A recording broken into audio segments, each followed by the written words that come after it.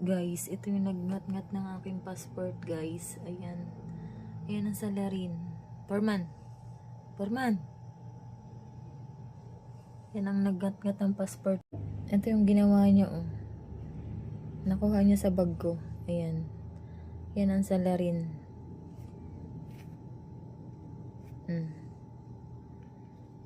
Laking abala mo, Foreman. Ayan. Kailangan ko uling ipaayos to.